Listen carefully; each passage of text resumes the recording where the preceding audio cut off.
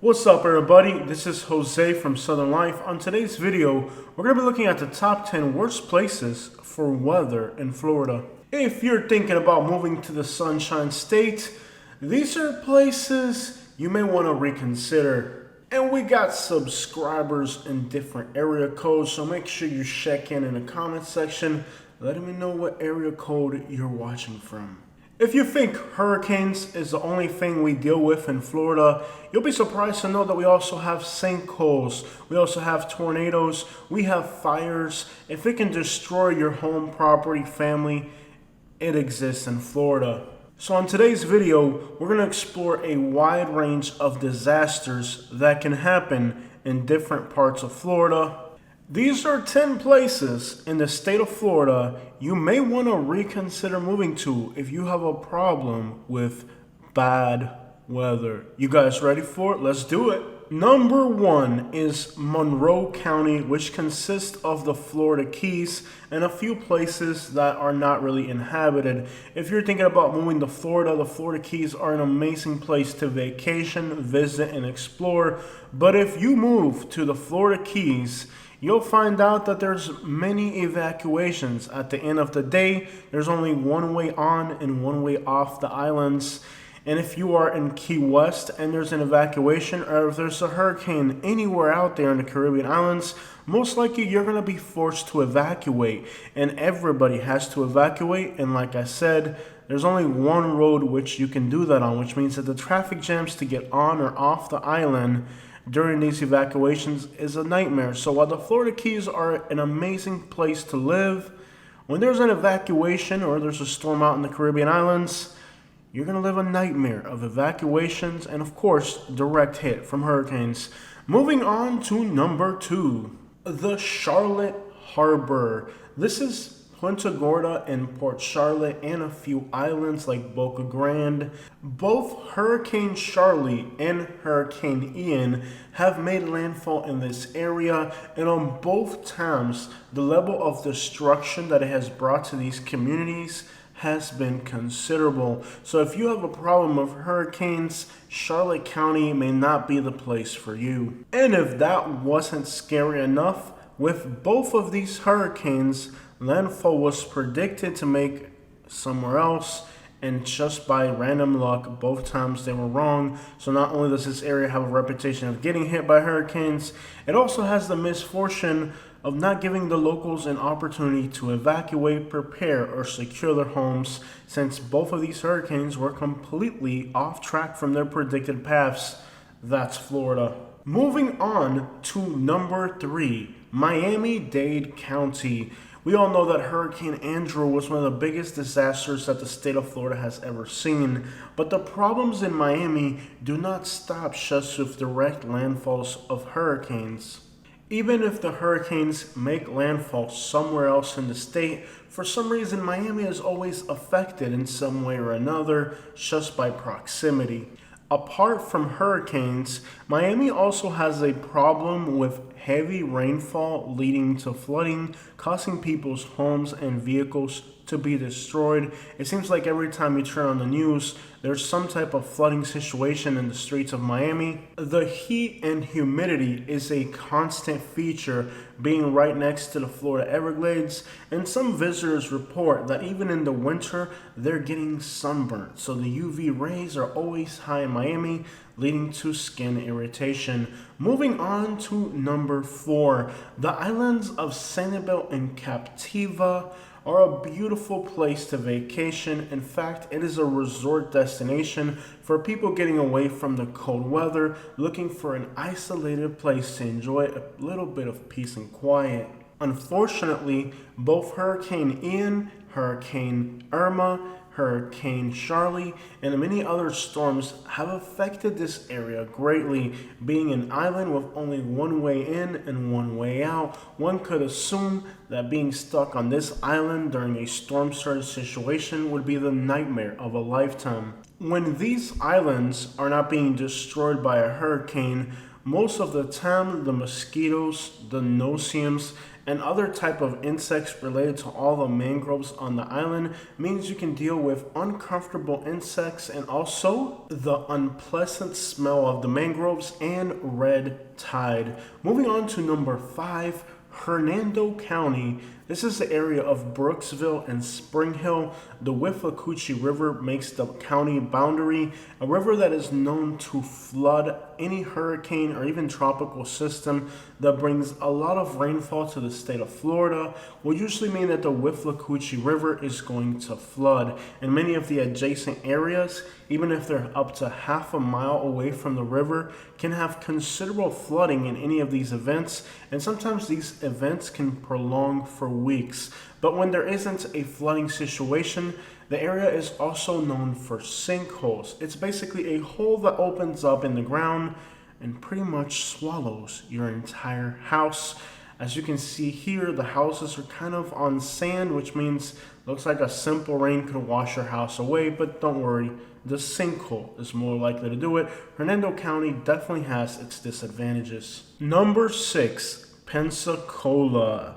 This area seems to have an attractive force for hurricanes, and honestly, the damage that we're looking at on this video could have been from Michael, could have been from Sally, could have been from who knows what. This area just always gets hit by hurricanes, and the area is somewhat poor, and they lack the ability to bounce back quickly, which means that after a hurricane, damages will be around for a while. Hurricanes in the Gulf of Mexico have the tendency to like to hit the Florida Panhandle, and the threat of hurricanes is a constant problem all along the Gulf Coast. But this particular region of Florida seems to be a favorite landing site, landfall for many hurricanes. Being at the bottom of the Gulf of Mexico, it's also the highway for tornadoes and for cold fronts, which means you can expect tornadoes and heavy rain as a normal thing here. Number 7 is Pine Island.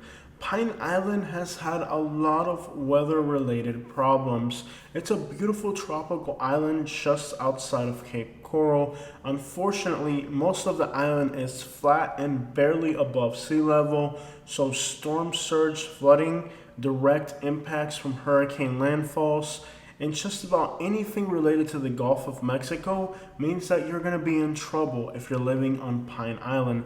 Unfortunately, the area has also had problems with the red tide.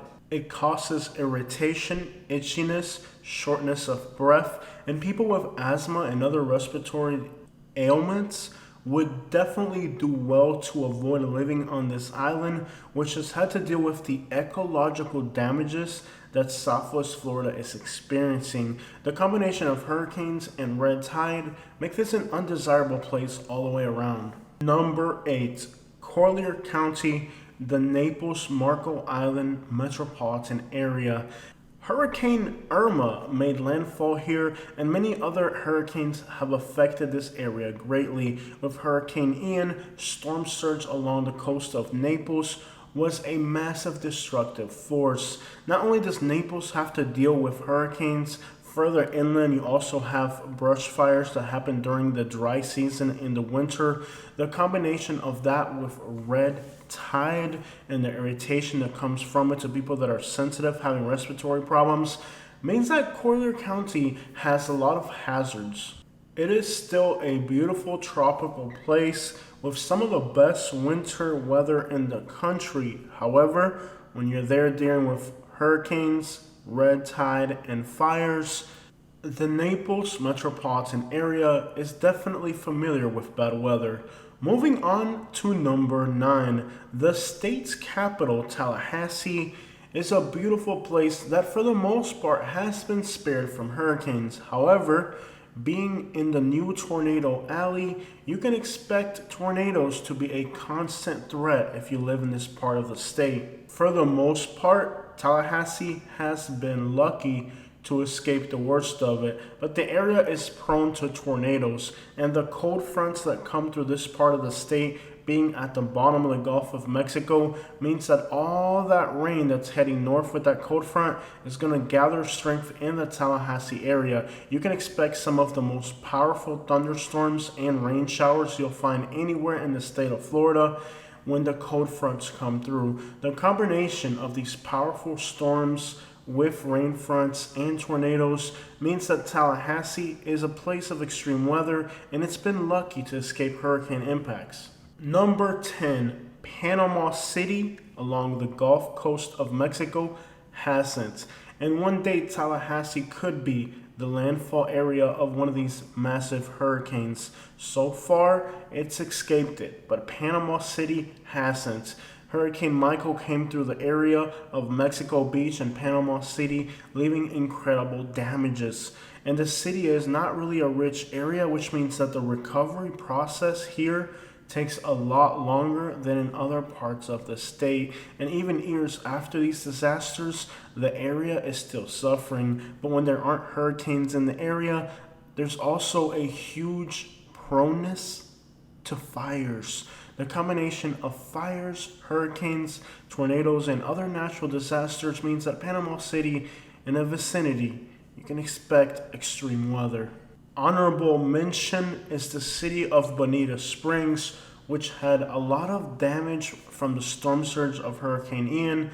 It's also had to deal with fires in the far eastern part of the city.